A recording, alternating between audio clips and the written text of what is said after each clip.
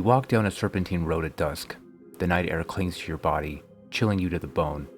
You decide to stop at a run-down little tavern on the outskirts of town, hoping that the alcohol and a good rest near a fire will see you home. The bar is just as run down on the inside as it was on the outside, making that saying, "Never judge a book by its cover," seem ridiculous. You order the strongest whiskey anyways. As you sit and look around at all the somber people mulling about, one strikes you as different, probably because of the mask of non-expression on his face that he wears like a cross. You decide to take a seat next to him to see if you can prod a smile out of him. As you sit down, the air around you smothers the breath out of you, and you become chilled like you were outside. It only lasts a second, and you pass it off as your imagination. He looks at you, somewhat puzzled, but doesn't really seem surprised. You take in the details of the man, his dark brown eyes, long black hair, and his thin frame. He doesn't really look any different from any other person you know, but a type of gravity surrounds him. "I know why you've come," he says in a husky voice, the voice of someone who's seen things unimaginable. "You do you?" "Because honestly I don't," you reply. A brief smirk shines across his face, and he says, "Yes, I do, although you don't know it yet. You've come to hear my story. You have come to hear about the night of the maelstrom." The instant the words leave his mouth, you know them to be true. You want to hear his story. He nods, taking your expression as consent.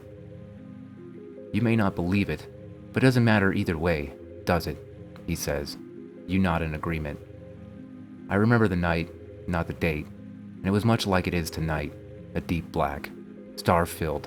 The moon was gone from the sky, and it was perfectly still, like the air in a graveyard, the perfect night for witching. I was young, a child really, but I guess I remain a child still. Any man who says he isn't is a fool. I was new to the practice of the craft. I decided to test my skills with a new circle and a spell I had discovered in my research. I was naive to try a spell I had no idea of what it did. A fool to think that I was strong enough to contain and control whatever came from it. I practiced the verses, drew the circle, prepared my components and invoked the gatekeepers, then waited for midnight. As midnight approached, I tore open my hand. The blood flowed around my anthem, and I closed a circle around me with my life force. I drew power from the gatekeepers, the elemental forces of primordial nature, and began the incantation. The power swelled into the circle like a hurricane. I was afraid and exhilarated at the same time. I briefly thought of stopping, but the thought passed just as quickly as it had come. Besides, it was too exciting to see the spell come to life like that. Too invigorating to know that I might be the only living witch to have seen what the spell had to bear. So I pushed on in my vanity. What a shock it was when the fire sprang to life. When the wind gusted around me and the earth trembled below, how alive I felt. Until, that is, the wind stole my breath. The earth brought me to my knees, and the fire extinguished, only to be reborn as the circle itself. I tried to cry out, tried to scream, but I only gurgled. Tears streamed down my face as I tried to pull myself from my knees, from the circle, but I only managed to fall to my side. I was helpless as I realized what the spell actually was. It was a summons. In those instances, I realized I would probably die at the hands of a creature never meant to be in this world. I had to fight. I had to stand up, or the same creature would probably destroy those I cared about as well, but I couldn't free myself. I stared at the center of the circle, unable to shake my gaze, unable to close my eyes. I wanted to see my destroyer, but I never saw him. I thought for a second that I had failed the spell, and that the gatekeepers were punishing me for my sad attempt. A relief washed over me. At least if I was going to die, my friends and family wouldn't pay the price for my failures as well. But it wasn't true. I knew what it was as an icy cold feeling spread out my arms. The feelings of another present, another mind-invading mind came with it. It was one of the fallen, a demon, that had come to seize my soul and my body so it could walk the mortal world. The pain was indescribable. It shot up my arms and legs until it covered my whole body. I felt it rip at my very soul. I clung to it with a surprising will to live as it tore it to shreds, and in the moment it was to rip it away from me, I screamed to the gods to save me. Someone answered, taught me in the blink of an eye how to defend myself. I transferred the last intact piece of my soul into a platinum, onyx-studded ring I wore. and as it chased my tattered remains into the ring, I somehow found the strength to toss it from my finger. I was free at last. The power in the circle immediately ground to a halt, and I was left alone, wheezing on the now silent earth. The black onyx in the ring glared at me with something akin to hatred. When I recovered, I carefully slipped the ring onto the knife I'd used to carve the circle in the earth, trembling the entire time. At the time, I had 7 seals I had created, 7 powerful receptacles of my life energy that had taken me 6 years to create, that I was going to use in one spell or another. My next spell, however, would be my strongest. It would have to be in order to contain a demon. So I wrapped the seals around my ring, careful not to touch it directly, lest I be taken over.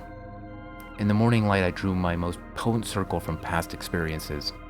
I built a fire in its center and cast my ring into it as I sang a song of binding. I prayed to the gatekeepers, to Mother Earth herself, and all the gods in the sky. The spell worked. I had contained the demon at the cost of a piece of my soul. I didn't give it much thought at the time, but which piece was it? Over the next couple of years, my soul knitted itself back together, but I always had a hollow spot. The ring became my greatest source of power. My greatest enemy now fueled my own powers, but the seals had their conditions. One of those was that the ring needed to be worn on a daily basis, or the seals would fade and break apart. On several occasions, I had foolishly given the ring to my lovers, hoping to give them strength. Some were mistakes, others were not. The last, even though I loved her so, lied to me, and she never wore the ring. On our parting, I made sure to retrieve it. But the damage had been done. 4 of the 7 had failed completely, and the others were in disrepair. I tried tirelessly to restore them, but I could feel the demon growing stronger, pushing itself free. I knew that one day I would lose the ring, and without me the seals would crumble, so I vowed to hold on to it until I died. I failed. The ring slipped off my finger one night on a new moon, and I couldn't find it in the snow and dirt. It's been years since then. I wonder when he'll come for me. I thought many times about the part of my soul that lay within the ring, the part of me that I could cling to so tightly. For a while I thought it was the magic in me. I haven't been able to cast since losing the ring. Now I know it was the light that resided in my soul, the innate good in me. Without the ring I could still cast. I just need to find a different path to do so. But without the light, how can I live? His eyes shine with tears about to slip free. You can't pity the man even though you're trying hard to feel something for him, but it's just not there. You look away from the pathetic spectacle in front of you and try to regain your composure. When you turn around, the fire of hate and anger is in your soul, but the man is gone. You decide not to finish your whiskey and head out of the bar right away. As you walk into the brisk night air, a silvery sliver of light reflected by the stars catches your eye. It's a ring with a single onyx stone in the center, buried in the dirt. The gem seems to wink at you. It's going to be a long, cold trek home.